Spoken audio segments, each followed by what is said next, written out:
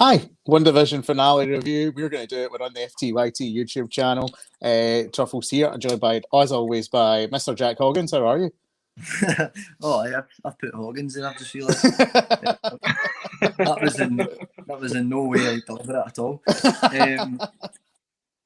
I'm good. I'm excellent. Feeling a massive weight off my shoulders today. So yeah, excellent. Excellent, good stuff, fantastic. And Mr. Torres, how are you? Not too bad for a Monday. Can't complain. Monday here, Monday time to talk WandaVision. Don't forget, check out all the other stuff on the FT Podcast Network, First Time Films, Full Time Football, and also FTTV over at Spotify, Apple, wherever you get your podcasts. And yeah, we're going to get right into it. Just overall thoughts to begin with. Torres, I'll start with you. What were your overall thoughts on the WandaVision finale? I actually really enjoyed it. I've seen a lot of folk giving it a lot of hate because it wasn't their theory that came true, but I thoroughly enjoyed it, so I can't complain at all. Good. I didn't want complaining, especially, to keep this journey up from week 1 to now. It's always been good. Jack, what about yourself? Yeah, I was a big fan of it. I think, as you just put there, I think the trajectory after the first episode that we done was a steady increase. Yeah. So it would have been really, really harsh to plummet again if we just actually see that first episode. It reminded me of why I hate it.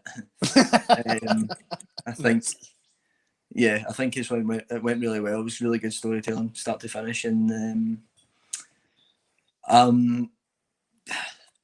yeah, I think I would have liked some other things, but that's where we'll get into the meat of it. We'll get some meat in this bone. We'll hit the meat of the ball and we'll see what's going to happen here. But we start off where we left off last week. Agatha versus Wanda going on, and then all of a sudden, bish bash bosh, we get that Vision that comes into the fray, the one we seen last week, like the Vision proper comes in and he's choking Wanda and he has this directive to kill her. Jack, one of the theories I think you're referring to, we said last week, we thought it was going to be Ultron. We thought it was going to be big Jimmy Spader's voice coming out of that old thing there. Was that one of your disappointments this episode, or did you kind of like the way that it turned out with this other Vision? I can accept what actually happened, but yeah, I would have quite liked the Ultron card to be played. I think I don't want to rule that out, but I wish it had been made more obvious, because why else would you throw it in as an Easter egg? Like, just give me Ultron. In all honesty, I think that would have worked better, but it was fine the way it was done, and you could still say that it's controlled by the part of Ultron or something like that maybe. But what really what was apparent in this episode, or surprising I should say, about this episode, was that they played a lot more with the Mind Stone again, and it took us back to the episode before, where we kind of overlooked on an episode, that the impact that her interaction with the Mind Stone must have had, that she actually absorbed. Not only did she develop her own powers that she may or may not have already had before, which were still, if we were going by try to weigh that up. Yeah, still she had powers before, but this Mind Stone became a part of her and gave her this ability to cause things like chaos magic, which is excellent. I mean, I think that's great storytelling, because or then Vision becomes the Mind Stone. Vision obviously epitomizes the Mind Stone. So I think it's a really good dynamic, and that was one of my issues with Ultron. I think the voice, give him Ultron's voice, and it just makes it a little bit more authentic. But also, I would say, and I've mentioned that in previous episodes, I didn't really want it to come to a conclusion. I think they haven't necessarily concluded it, so we can still talk about that and still speculate. But I am still wanting to see full-on Wanda meltdown, and I hope that we haven't had that yet.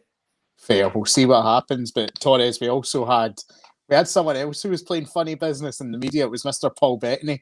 We've been speculating for weeks in this show. Who's going to be this big cameo? Who's the actor he wants to work with? It turns out that Paul Bettany has wanted to work with Mr. Paul Bettany for the last 30 years. What did you think about that, him trolling the fans with this reveal? I think he was just trying to have a wee joke, and then everyone took it literally, and it's backfired. You seen it on? I think it was on one of the American talk shows. You could see him backpedaling very rapidly. When he was like, "Oh, oh no, this could backfire now." But I see. In all honesty, I know we speculated about a big, massive kind of cameo, but didn't happen. But to be honest, it would have probably taken away from the story of this episode if it did. Well, I think that So- as well, actually, just leaping off that, I think, see, we talked about the things that could happen. Reed Richards showing up Fantastic Four. Oh, the X-Men, let's get that in. Mephisto has been the name that's been on everyone's lips throughout this entire thing. Do your Al one more time, please. Hoo-wah! but Okay. I like the fact that it kept itself contained and we got the character moments. And Jack, one of the biggest of those was Vision and Vision. They go head to head physically, but it soon becomes a war of philosophy, and they start talking about the ship of Theseus. What did you make of that? No, it's a good scene. I liked it. I liked how they were just slowly kind of circling themselves in, and amongst the books. It was an excellent wee shot scene. I think an inventive scene as well, given a different dynamic of what happens in these sort of films. It's always crash bang wallop, but I think that was quite an interesting scene to watch, really captivating. And Vision's not ever, and I've said it all the way through this podcast, never been a character that I really took on board and ran with. I think he's always kind of annoyed me, Vision, but I've certainly, my admiration for him came on like massively after watching this show. I think as an actor he's also good, and he deserves a bit of the praise from this show, I think, as well. Totally. Apparently it takes like hours and hours to get the makeup off, so I mean, fuck, that's a lot of time spent like sweating off makeup. Yeah, guy in the chair.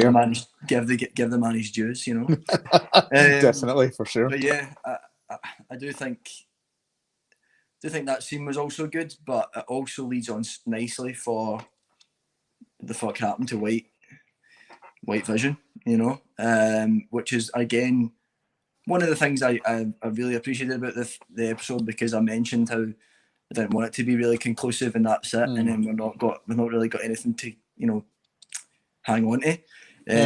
But I think with Doctor Strange around the corner and Spider-Man and stuff as well, I think I would like to hope that there's going to be some post-credit scenes again that we'll see little glimpses of things happening again. I suppose the sort of beginning of the next phase.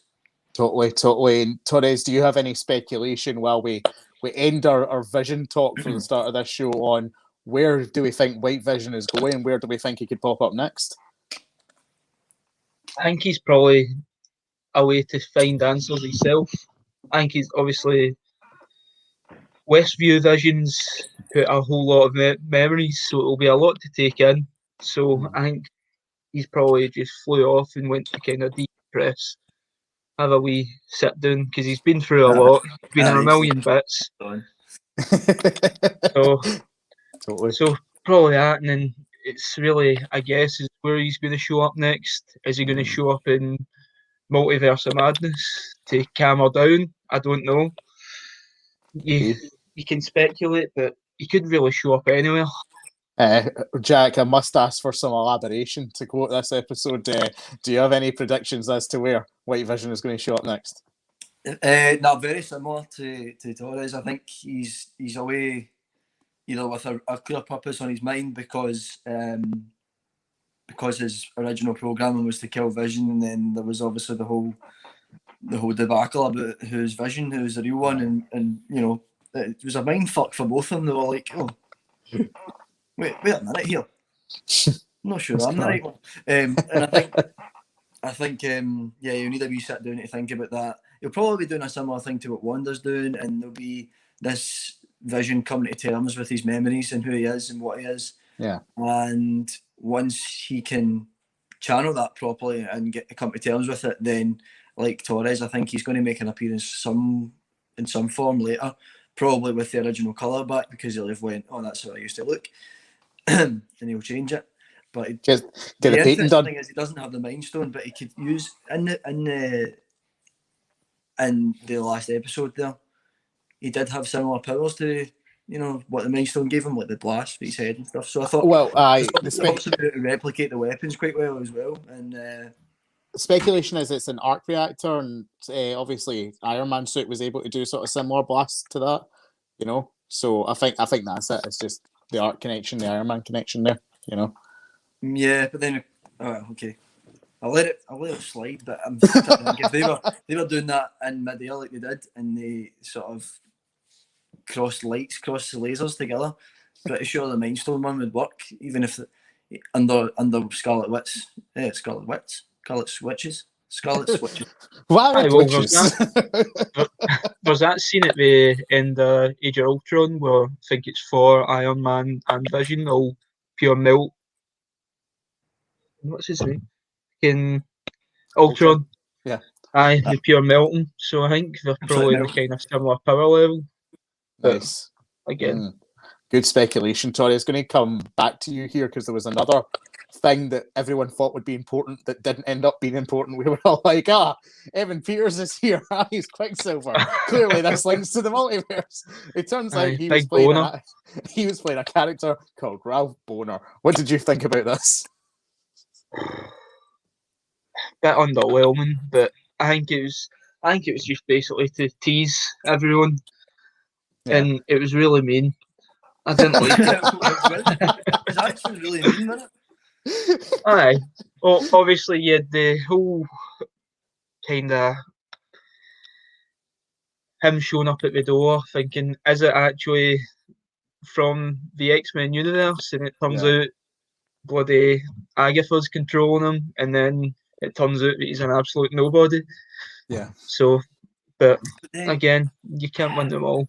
Can we have him as a nobody? Can he just be Ralph Boner? Is he even called Maximoff in Daredevil at any point? Or is he just called Quicksilver? In Daredevil? Did I say Daredevil?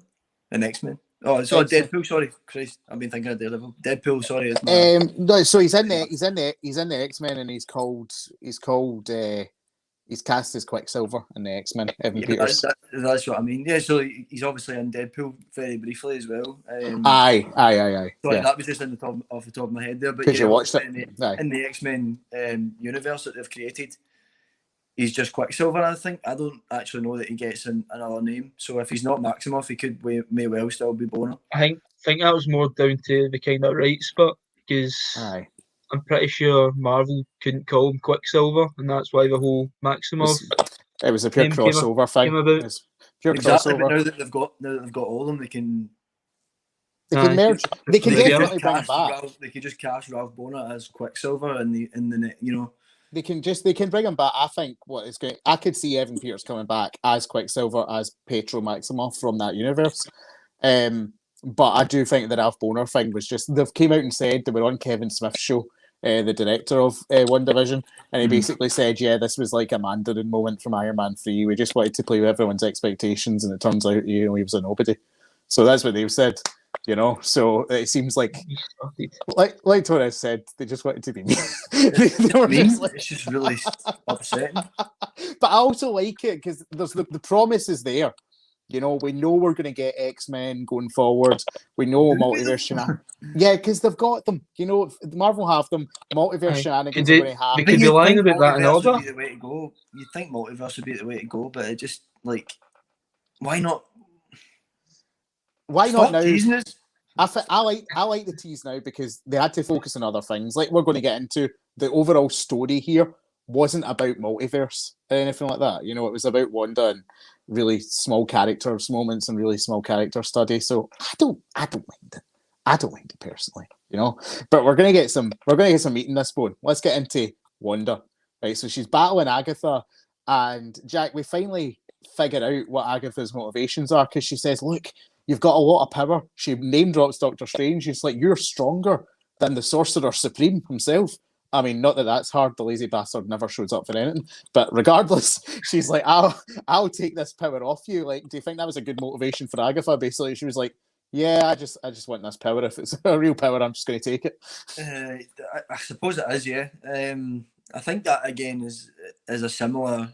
It's not exactly from the comics, obviously, but there is a similar feeling of that she does sort of envy Scarlet Witch.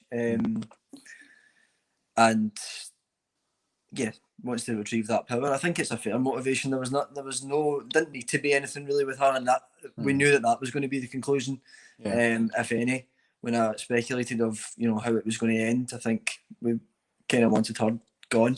Once we knew of the next episode, I think we spoke about higher powers being in charge, and of course that there wasn't really, but it certainly still does open up to a potential multiverse and a potential House of M comic with Wanda completely derailing now that she's studying this power quite intently, as we've seen in the post credit. Totally. And the fight continues, Torres, with basically, Wanda. She does that scene where she tries to trap her in her own sort of witch trials, but then Agatha breaks out of it and she's just like, fuck it, take all this power, throwing it all at her.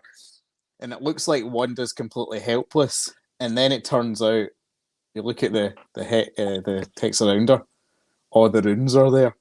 And this was a really good moment for Wanda because she's sort of been, she's not quite sure what's going on. She seemed quite helpless throughout the show, but it was good to be reminded that Wanda's no idiot. You know what I mean? Like, she's very capable in herself. You know what I mean? Absolutely. I think it was very good because I think throughout our kind of fight with Agatha, she was kind of learning as she fought her, and she's basically trapped her in her own fight, if you get me. Like, she's absolutely lured her into this false sense of security where she's like, I'm going to have all the Scarlet Witch's power, and then it looks like she's got it, and then all of a sudden she just flips it, and she gets absolutely ragdolled. She gets ragdolled. She gets absolutely ragdolled, is the case. And Jack, then we get this reveal, and this might have been my favourite moment of the episode, where Wanda takes back all her power, and the Scarlet Witch costume for the MCU is revealed. Like, how nice does this costume look? How good is it? Costume, man, honest to fuck, it's so good. It's so good. We were commenting on it like for the moment it came up. In fact, all of our costumes, even our final costume, leaving was still pretty cool. But ridiculous. It's so nice. They're so scared of it. People are like, "Oh, they're never going to do the comic accurate costumes." But I think the MCU, more than any other sort of superhero franchise, has found a good way to give people like costumes that are still comic accurate, but don't look cheap or don't look cheesy. Or they're not too bright, they're not too cold. But I thought this was a perfect combination. And eventually the family all team up together. They team up, they're all there. Vision's back, the boys are there, and they managed to take down Agatha. And Jack, you seem to be hinting at this about the higher power. Like, Agatha's there, and Wanda basically says, "Oh, you're going to live as the nosy neighbor. I know where you are. If I need you again." But Agatha hints at this thing. She's like, you don't know what's coming. You're going to need me for what's coming. What do you think? Let's start the speculation all over again. What do you think this is?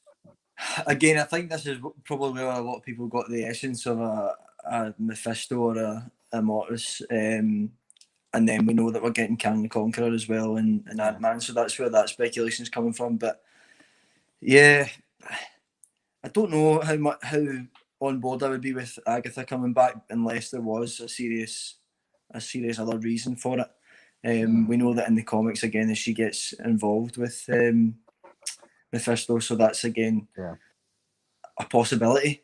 Probably further down the line when Wanda's like, again, I keep alluding to it, because I'm out of hope that it will happen, just kind of speaking that into existence. But I think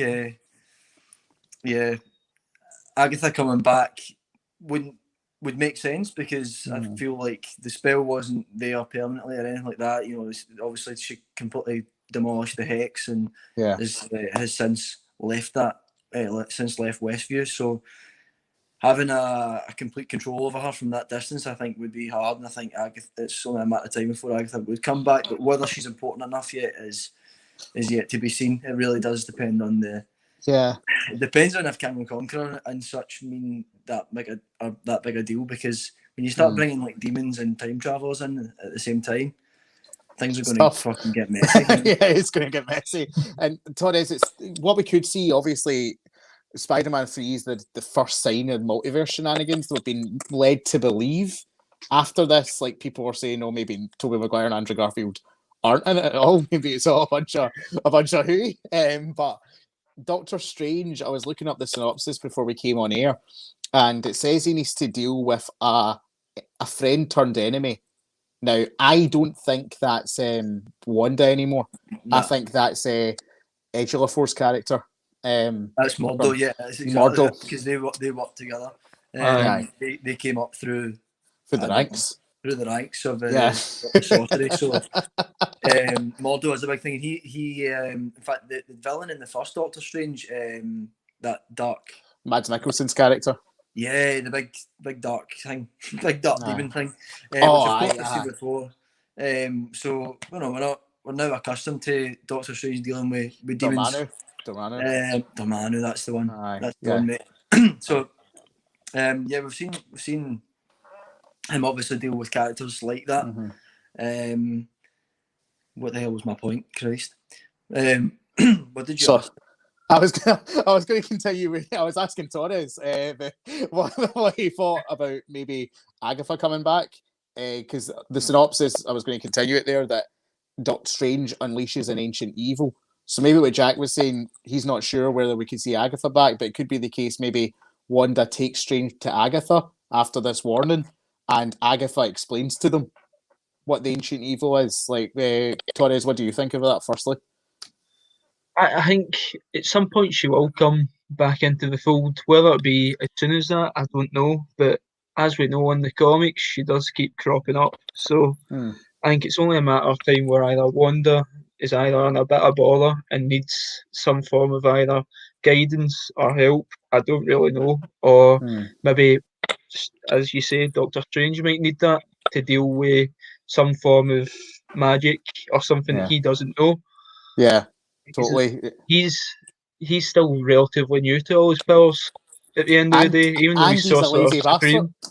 And he's a lazy bastard. I think he must have had something on. Him and Wong must have been bloody eating ice cream. At the baseball, the New York Knicks game or something like that. Jack, could you see that? Maybe that's where Agatha fits in. You were unsure earlier, but maybe just a cameo for Catherine Hahn. Sorry, that's where I absolutely fell asleep mid-sentence there. Like you need charge for a wee minute. We'll talk about Mordo there, sorry. I did know more about his character, but as I said, fell asleep. So Dormammu was a lord that he was meant to have been real tight with in that. So the fact that we've not got Dormammu, who else could he possibly be serving? Because he's definitely a servant. Mostly in the comics, he's always doing the Earth's bidding, of a higher power or a higher evil, I should say. Yeah. So I think it's definitely on the cards that I do think that she would probably hunger for that, though. She would hunger for the evil rather than actually warn anyone about evil. I don't know, because I would think that she might actually pop out on Murdo's side potentially, or maybe it could be the case unless it is a redemption for her. But I would just slap it about. I think it's more complex, like sort of complexity, because I think Agatha wants power to herself, but also maybe recognizes an evil that overwhelming and that powerful is good for no one. You know what I mean? So she might be like, "Look, this is coming. I really don't want this to come either. So let me sort of help you out here. You know what I mean? Is the way I'd sort of view it. But there's also more power we get to witness in this show, because Tommy and Billy had a hard time. Not only do they get disintegrated, then the bastard Hayward decides he's going to try and shoot them. And Jack, we see Monica really sort of display her powers for the first time, selflessly getting in the way to try and save the twins. And I'm right, the bullet phases through her, doesn't it? This is more a reveal of how powerful she can actually be. Yeah, I'm absolutely not sure what that was. I suppose there is meant to be some sort of energy manipulation. She can change her eyesight to see the energy fields that are around her, which actually comes in quite handy later when she tackles it Ralph Boner and gets rid of that. But yeah, I'm excited to see what she can do. I think she's because she's so new to it, and that age as well. She'll have, I think, in the coming movies. It's meant to be Captain Marvel 2. Possibly in another show. I'd like to see her in another show. Yeah. Potentially even Winter Soldier and Falcon Winter Soldier is not a show that she would look at a place on. She has the military connection. there. You know what I And mean? exactly the sort of interest with Sword and maybe trying to get back on side with whatever Avengers are left. Certainly things you could play about with. So I'm excited for that. And I think, yeah, as I said, her powers are just going to be mad when they grow. I think she'll have a similar effect as what Captain Marvel had when she just came out the blue. Totally. And well, we get to see a very emotional sort of farewell here, Torres, don't we? Because the Hex is closing in, and Wanda and Vision take the kids home, put the boys in bed. You know, Wanda says goodbye. Thanks for letting me be your mum, and she has this farewell with Vision. Stop it! I'm going to greet again. I'm trying to resent this, and Vision's like, "What am I?" And basically, she says like, "You're the bit of the Mind Stone that was within me."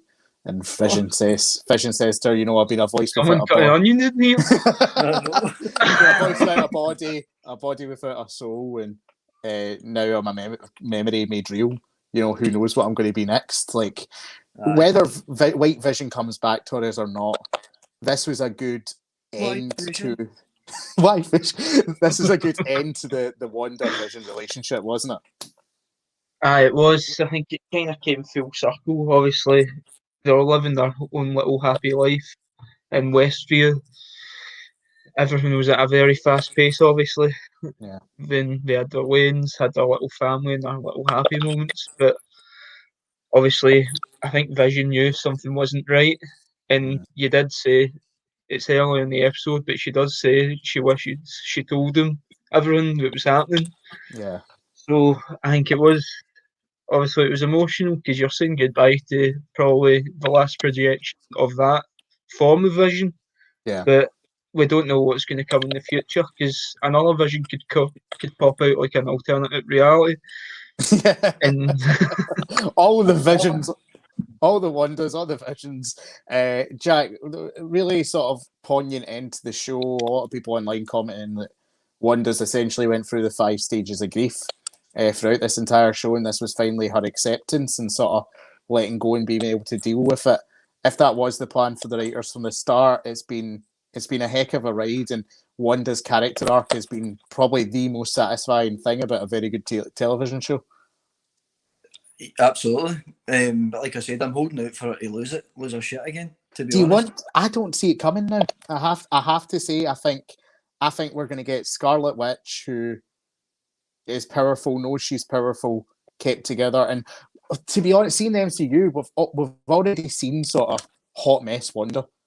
You know, that's all she's like. Wanda stumbled through Avengers movie sort of accidentally, showing power. You know, her brother dies, she goes mental, she accidentally cut the building. You know, and then she's blamed for the Civil War, etc. She comes back, fights Thanos. He doesn't know who she is. How rude. You know, like this seems to me, this was like Wanda being elevated from a mid-table team to, you know, Leicester City winning the Premier League. You know, she's going to stay up there in the upper echelons from now on of That's the how you're MCU trying to level me. I'm trying to speak your language a wee bit. I see this as Wanda's promotion to the big leagues, kind of, rather than, you know, a side. I do see where you're coming from, but at the same time, she did absolutely melt Thanos until he shooting everyone. So I'd say that she was rather powerful before that, but you've seen a lot online. Like, imagine Thanos had met the Scarlet Witch, would still have bloody Iron Man. That's what would be happening. everything would have been sound. To be honest with you, but Jack, we did get. Does one of the possibilities not go back to when Wanda learns that she's got chaos magic earlier, and then somehow manages to stop Thanos? Like, surely that's one of the parallel realities that Doctor Strange should have been fucking off his arse looking for. But I don't know how many times we need to say it. He's bad at his job. like he's just a terrible sorcerer supreme. Tilda Swinton is looking down on him right now, saying, "What the fuck are you up to?" You know like, who do we complain to? Because he's shite. He's shite at his job. The human resources department of the sorcerers. You know what I mean? Give it to Wong. Is it Wong? What's his name? Aye, it's Wong. Aye. Give it to Wong. He's doing a job. He looks. See when he's doing his wee like arm pops to like start up his magic. He looks like he knows what he's doing. Doctor Strange looks uncomfortable. Aye. Doctor Strange is a lazy bastard, and he's also an ungrateful bastard, because Wong goes to all that trouble to bring everyone back in Endgame, and he's like, "Is that it? Cheeky bastard." Bastard. What do you say then, you idiot? So we've established that Doctor Strange is an idiot, but Jack, we do get 2 post-credit scenes at the end of all this. A great television show. Monica, she's called by this agent for what seems like a debrief or to talk to her. It turns out it's a Skrull. It's very exciting. And she basically says, "We know you've been grounded, but a friend of your Ma's wants to talk to you." And it's like, "Where are they?" And she points up to the sky. Up in space. Speculation as to who this could be. A lot of people say Nick Fury. Do you stand by that? Considering the last time we seen Nick Fury was in the post-credit scene of Far From Home, where he's been revealed to be running things a big spaceship up there. Shit, yeah, I actually forgot about that post-credits, the latter one there. Well, yeah, I do think it's Nick Fury now. Well, now you said that. They said, she did say he, because at first I was like, okay, well, Captain Marvel would be first name on your list, and they said he, and I thought, okay, are we playing with gender roles now? Didn't know, but then, Nick Fury makes sense. Maybe Captain Marvel identifies as a male now. I don't think so, but Nick Fury makes sense. I'm open to it. I'm just saying, if it's happening. I think also the fact everyone at FTTV is okay with that. Okay. I think the fact she seemed excited to meet whoever it was suggests it's not Captain Marvel, because as we've established earlier. They've got major beef. They got beef. Based on the reaction as well, of course. But Nick Fury does seem like the top candidate after the back of that, but I had forgotten about that post-credit scene.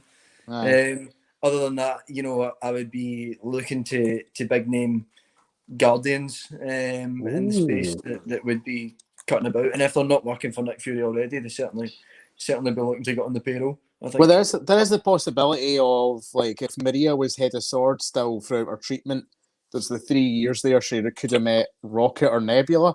Mind Scarlett Johansson was running that pure council when she was head of Scarlett Johansson, Black Widow, was running that pure council when she was head of S.H.I.E.L.D. in Endgame. So it's possible that Maria Rambeau was part of that council when she was alive, because of Carol Danvers' involvement as well. So Rocket's a possibility. I don't think it's a bad move. Torres, would you be looking forward to seeing Monica go up in the spaceship? Talking to Big Nick. What's going to happen there? Do you think? I don't know. I think Big Nick will drop a couple of F-bombs and then they'll do something useful. I'm picturing it. The Nick Fury show needs to be snakes on a spaceship. All right, that's what it needs to be. I'm sick of these motherfucking snakes in this motherfucking spaceship. That's what I want. It'll be interesting to see where they crop up again. The fact that there's been a post-credit scene makes me think it's going to be pretty soon. Aye. It will be soon. And another thing, big twist at the end, we see Wanda's getting in the astral projection game. Her body's enjoying a nice peaceful cup of coffee, but her mind, her spirit, is working overtime. Torres, we hear Billy and Tommy shouting help from their mum. What's happening? What's going on? What is going on? I think someone's playing games with her. As to who, I don't know. This is how we bring Saw into the Marvel Cinematic Universe. You heard it here first, people. Heard it here first. But I don't know. I'm not sure if it was the flash of red was her magic, or am I going to go out on a limb here and say it was Mephisto? Because we just want him. But you see this flash of red magic, you don't know if it's her, like, shutting it down or what, but it's the fact that she can hear the kids screaming for help. That won't be her doing that. Aye, totally. Jack, do you think that this could be? You're still holding out for the Wanda heel turn, as it were. Yeah, I don't think it's a Mephisto influence thing though. I think that she is either one of two things: either learning like over time because she wants to refine this chaos magic, like she wants to see, is there a possibility I can bring back my kids, for example, and not actually have to fucking do a big old hex.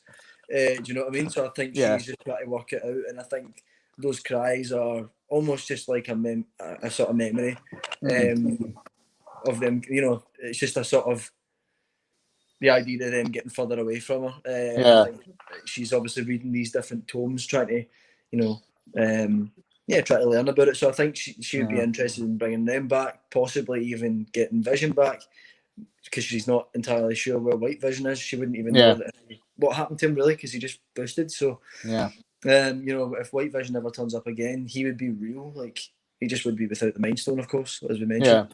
So, I don't know. I think it's more just her trying to get in touch with this magic and see if she can properly refine it. I do think, again, this is where, if it's not influenced by Mephisto, there's still certainly there's still an aspect of her character that I think could turn again, and even if it's accidental, because we've seen how accidental the first one was, really. Totally. Totally. It's instinctual almost, but she is learning to control it on the other hand, so it's difficult. It's difficult to tie up. If she can control it and control, I actually thought she was going to lower the hex initially to just her house and her neighbour's house, like her and Agnes's house.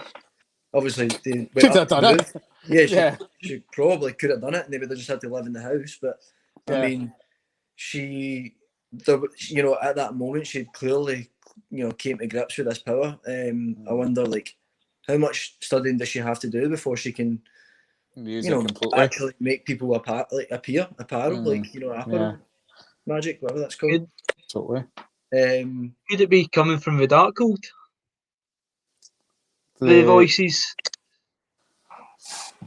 The Darkhold's a mysterious thing, because a lot of people are saying Darkhold's already showed up in Agents of S.H.I.E.L.D. It showed up in Runaways, which were both loosely connected to the MCU, but that television universe at that time wasn't really. It sort of went off into a multiverse of its own. I don't know, Torres, what the power of the Darkhold is, you know, to speculate on that. But I don't really know enough about the Darkhold either. I'm actually still in my head trying to fucking. It's just obviously I'm thinking, like, the book's got all these mystical beings in it. Could there be parts of Mephisto's soul in it? And that could be the kind of see, obviously, in the comics, parts of Mephisto become Wanda's children.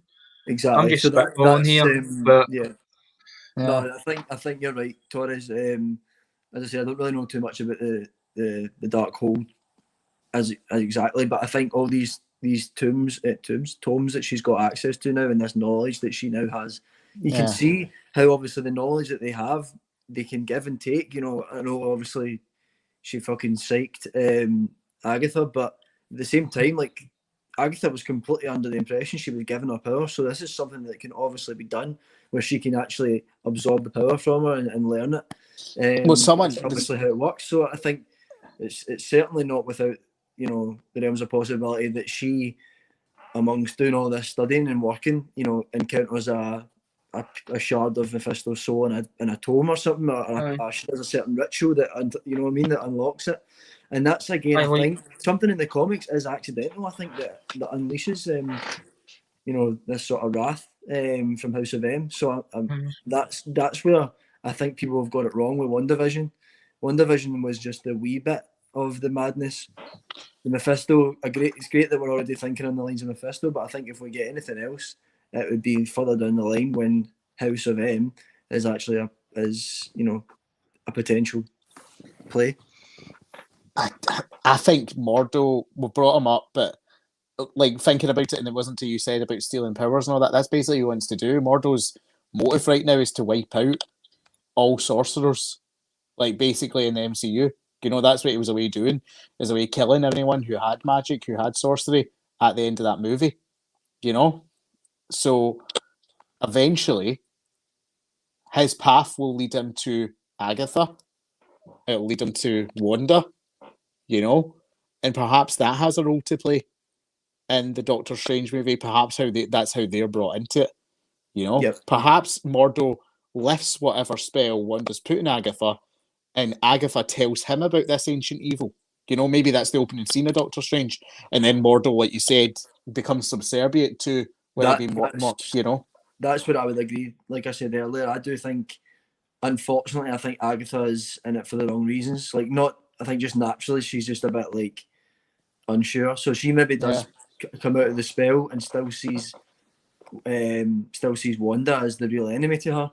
Yeah. So same with Mordo, because Mordo was probably like her, annoyed at Wanda having this sort of power and not being able to use it or not using it properly. And I still think that Mordo would kill Agatha. Like, after that one conversation, I think Agatha's done. Either way, I don't see Catherine Hahn being long for this universe. Yeah, to be honest, I don't actually think she's that great a fit. I don't think she really needs to be in it for much longer, as I said. But if she is, then that's where I can see her getting involved. You're probably right with the Mordo stuff. Definitely. Yeah, and it's a good way to elevate another villain, because I think Catherine Hahn, even as an actress, has enough likability after this show that if a villain shows up and kills her, people will be like, "Oh, I'm not too fussed Agatha's dead, but I would have liked to have seen more Catherine Hahn." You know what I mean? So they'd be like, "Boo, boo this man or woman who's done this." You know. So we will be back. I think Sweeney told me the other night he's going to get Disney Plus to watch Falcon and Winter Soldier, so he might be with us for those. I think Scott McFarlane, I was talking to him, he was watching WandaVision, so he might be convinced to come back with the FTTV team for those ones. But Falcon and Winter Soldier looks like their next show in a couple of weeks. So, Jack, throw it over to you. What's your big prediction for what you think we'll be seeing with the Falcon and Winter Soldier TV show? I honestly have absolutely no idea. Can't say for a minute that it's two characters that I really, really care about, so I've not properly even researched it. In fact, if you want to give me the synopsis right now, you can, because then I might have more to say. But my interest is certainly, increasing now that WandaVision's over and that we're moving towards it. I am prejudging it because I think it's going to be more military, as you would expect with the two characters that we're seeing. But I'm still interested in see where it's going to link in, because that's, at the end of the day, that's what makes the MCU great, is because even the kind of shitty movies, of which there are a few, but they still connect the rest of the dots quite well. Yeah. And I think the fact that they're introducing TV shows, it's just, as you know, at FTTV, we like TV shows, funnily enough. So, we do that. I think just the way it's easily digestible, I think I'll get into it, and I think I'll like Bucky more than I have in the movies. Give him more personality, I think. Absolutely. Here's the synopsis for you. After being handed the mantle of Captain America, Sam Wilson teams up with Bucky Barnes in a worldwide adventure that puts their abilities to the test as they fight the anti-patriotism group, the Flag Smashers. So it seems to be a group that don't like international borders and boundaries on the back of this sort of space alien invasion, which I think is really interesting and really realistic to have in the universe at this point. But it also sees the return of Helmut Zero from Civil War as the lead villain in this. He has his mask from the comics at last. Speculation that the mask he's wearing is actually designed off of Thanos to mock the Avengers for their greatest defeat, because of the purple design. I think is really cool. We also see the return of Sharon Carter as Agent 13, played by Emily Van Camp, who was Peggy Carter's niece. Carter's like granddaughter or something. Peggy Carter's niece, so she was the blonde girl in Captain America: The Winter Soldier, who I had a thing with. So she's back. And there is also the appearance of Don Cheadle as Rhodey. At one point, it's looking likely that will happen. Torres, same question. What are your thoughts on what we're going to see in Falcon and Winter Soldier? I don't know exactly what we're going to see, but I'm excited to see Zemo again, because he was an absolute pest. For someone that has, someone that had absolutely no powers, the amount of damage he done was something incredible. So I'm excited to see him again, and I think he's going to be a right pain in the ass for them. He's the Avengers' only undefeated opponent. He won by all accounts in Civil War. He did what he set out to do. He split them up. He was the Yoko Ono of the Avengers. So I'm very happy to see that man come back. I think it'll be good. So he's a good actor, obviously, in Glorious Bastards and his previous work as well. So that'll be awesome. But you know, I've had a good journey in WandaVision with you guys. It's been fun. We've went from here all the way up to here. A wonderful. I went the wrong way there. I can't tell in the direction of the screen what way I'm going. I went from here to like here. You know, it was wonderful. It was great. But thank you very much. Jack, any final words on WandaVision? Oh, sorry. One thing that I do actually want to mention that we never really mentioned as well throughout it, because I went back and kind of reanalyzed it. I love the kind of commercials or the advertisements on the telly all the way through this show. I think they were nice sort of, you know, homages to her past that we weren't really, we really overlook them until we get to that 8th episode, the penultimate episode, where we get a journey through her past and what happened there. But yeah, see, like for example, the Strucker, that's the name of the watches, was Strucker. So obviously the doctor that was experimenting, the toaster was flashing like that red light. Yeah, and it was like the red light on the Stark the bomb rocket and stuff.